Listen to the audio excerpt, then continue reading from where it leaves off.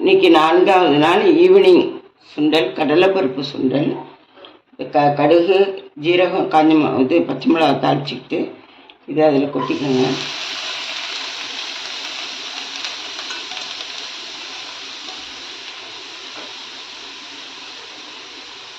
கருவேப்பிலை போட்டுக்கோங்க. அதுக்கு தேவையான உப்பு, தேங்காய், கொஞ்சோண்டு பெருங்காயத்தூள்.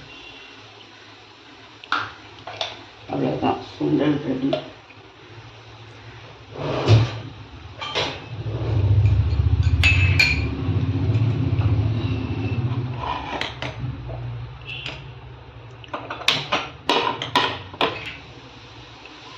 மிக்ஸ் பண்ணிட வேண்டியதுதான். கடலைப்பருப்பை வேக வைக்கிறதுக்கு 1 மணி நேரத்துக்கு முன்னாடி 1 மணி நேரம் ஊற வச்சுட்டு அதுக்கப்புறம் ஒரு குக்கரில் ஒரே ஒரு விசில் விட்டால் போதும். பூ மாதிரி அழகாக வெந்துடும், கரையாமல் கொள்ளாமல். இந்த மாதிரி இப்போ நம்ம கையால் அழுனோம்னா அப்படியே பூ மாதிரியே இருக்கும் கடலைப்பருப்பு சுண்டல். இன்றைக்கி 4வது நாள் ஈவினிங் பூஜை நவராத்திரிக்கு.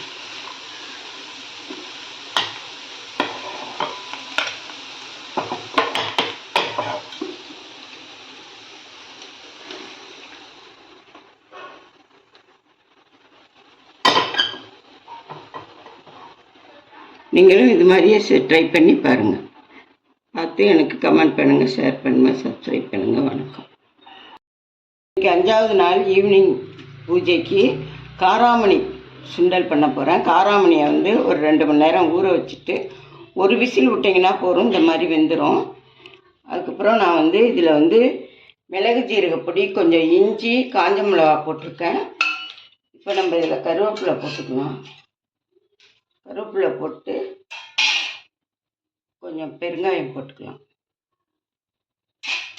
போட்டுக்கிட்டு இதை அதில் கொட்டிட வேண்டியதுதான்.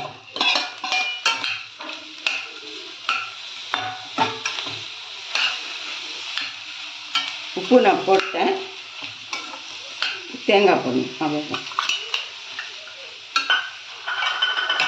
இந்த காராமணி பயிரை கொஞ்சம் நல்லா ஊற வச்சுருங்க. ஊற வச்சுட்டு ஒரு விசில் விட்டிங்கன்னா போதும், காராமணி சுண்டல் ரெடி ஆயிடுச்சு. கடுகு தாளிக்காமல் மிளகு ஜீரகப்பொடி கொஞ்சமாக தாளிச்சுக்கிட்டிங்கன்னா சூப்பராக இருக்கும்.